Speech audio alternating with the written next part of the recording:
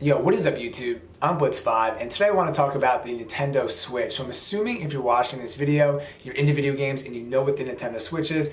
But for anybody that is not into video games, I'll explain it real fast. It's the latest and greatest Nintendo console. So we had the Wii, the Wii U, and now we're on to the Nintendo Switch. And for anybody that's not into gaming, the Wii U is basically like a Wii 2. You probably heard of the Wii. It was obviously a very successful console. A lot of people who aren't into video games had the Wii or played the Wii, whether in college, at a friend's house, whatever.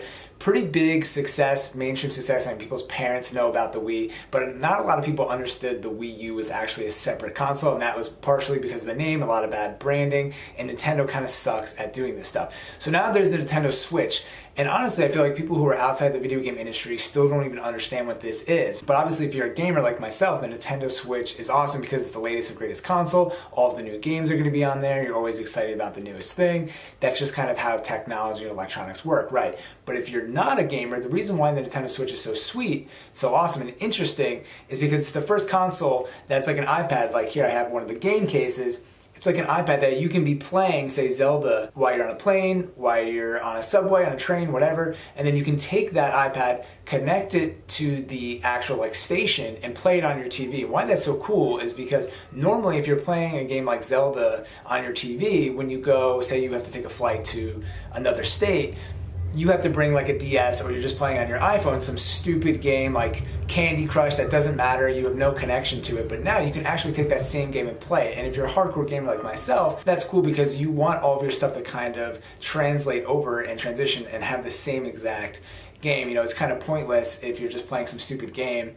Well, I mean, you could argue that all video games are pointless if you really want to, but if you're going to play, it's nice to have that transition, and this is the first console to do so, so it could effectively wipe out all of the other Nintendo consoles, all of the other Nintendo handheld games, and just have one thing where you play it handheld. If you want a little bit better graphics, you plug it into your TV, and there you go. So this is really portable, really awesome, and it's kind of the future technology. It's kind of blending everything together between video games, tablets, phones.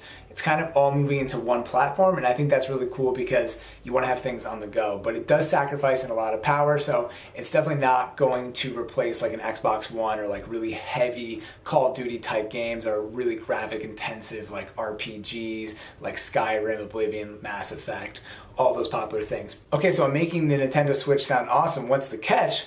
The catch is that it's been out for over 2 months, since March 3rd, and it's not available anywhere. So I almost waited for this console at the midnight release. It was like on a Thursday night. It was being launched on a Friday. And I said, nah, you know what? I'll be able to get it in a couple weeks. I'm not going to stay up late or skip work just for some silly Nintendo console. But it turns out I actually missed a pretty big investment opportunity here because people have been reselling these consoles for hundreds and hundreds of dollars more than what they cost originally. So the Nintendo Switch retails at $300. Right now you can probably find one online for about $400, but I've seen them sell for anything from like $400 to $700, $800 within that range. All different price ranges, different bundles, all that stuff. So people are getting totally ripped off if you want the console immediately. For me, I don't need it immediately, but I forgot that I pre-ordered Mario Kart 8 like 6 to 7 months ago, and this arrived at my door last week, and I still don't have a Nintendo Switch. And I just think it's crazy because I've been checking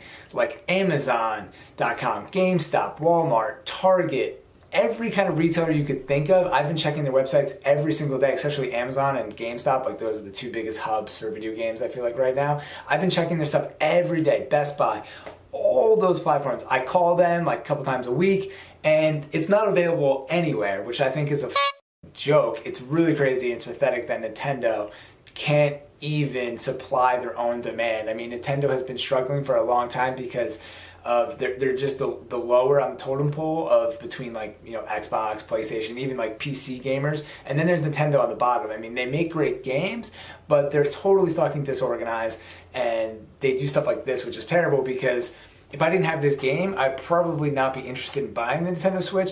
And a lot of the people that were probably willing to buy it on release day, like myself, they forget about it. There's not a lot of great games out for it. The availability is not there. It's too much of a pain in the ass. So all these sales are just going to go away. And then if they wait too long, people might just be like, I'll just wait for the next thing that Nintendo comes out with. So it's a huge problem and a huge fail from Nintendo. And this is actually a pretty big pattern here. Nintendo has done this with a lot of different things. I mean, I kind of knew this getting into it. That's why I pre-ordered this game 7 months months ago because I wanted to make sure it was available when I got it. I figured there would be shortages, but go figure, there's not shortages of this, but there's shortages of the actual console.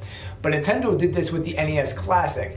They basically had the NES, they repackaged it into a smaller system and have a bunch of different games, all this stuff. It went viral. People want it all over the place. There's older generations, younger generations, all these people want to buy it, and they couldn't meet demand at all. I mean, I don't know anybody that owns one, and then they announced that they're stopping production of it. They could make this thing like twice the price, $600 for one NES console, classic, reboot, whatever, and people would pay for it because of the nostalgia and the brand. And I respect them for not doubling the price and doing all that crazy marketing capitalism stuff and just taking advantage of everybody, but to stop production of it makes it even worse, because then there's just going to be people reselling it on like secondary markets for even more money, and then other people are going to be profiting on it. So it's kind of like, if you can't beat them, join them. Nintendo should just be doing this and making the money for themselves, or flooding the market so it's actually an affordable price. So they're actually fucking over their customers even more, even if they don't have the intention to, they're doing it. So it's kind of frustrating for Nintendo, and a lot of people have always said that culturally, I don't think they understand like the market and consumerism in America, which is fine. They don't have to. They're a Japanese company. All for them, like if you want their product, you have to wait for it, you have to buy it, their brand, whatever they want to do, it's up to them. It's their own company. But it's just interesting that they screw a bunch of people like this, and I can own a game like this and not even have the console 2 months later. 2017, you think they would be able to meet productions, or at least guess how many people were going to buy the console on release day, something like that. I mean, I think we have the technology to do that, but that's just my opinion. Anyways, I don't want to sound too hypocritical, because when I get the chance, I'm going to buy this Nintendo Switch console, but I'm 100% not overpaying for a dime. If anything, I'm going to be looking for some kind of bundle out there with Legends of Zelda. And if I have to wait however many months to get it, then I'll hold on to this game until then, because I got this at a discounted price anyways, because I pre-ordered it so early on Amazon. If you don't know, if you pre-order a lot of things on Amazon, you get a lot of bonuses and stuff like that, like cheaper prices. But if you pre-order a game on Amazon, I think right now you get $10 off that game, which beats any other deal that I've seen online for a new title. So anyways, that's my story. That's what's up with Nintendo Switch. That's why it's so cool. That's why I want to get it, play with my friends. It's got a lot of good multiplayer games. It's literally the last saving grace for having a console in the living room and playing with your friends.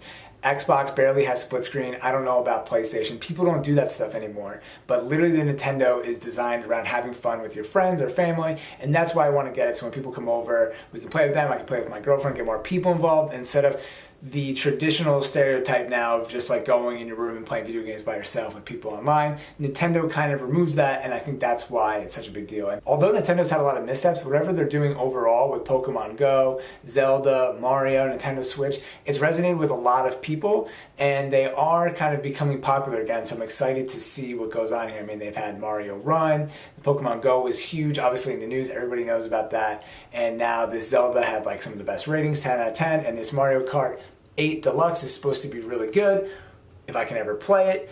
And if I do, I'll make some videos about it. I think Nintendo actually bars some videos, Nintendo game videos, from being on YouTube unless you like share money with them, and there's always different rules. So I'll probably stay away from that. Just another reason why Nintendo is kind of a pain in the ass.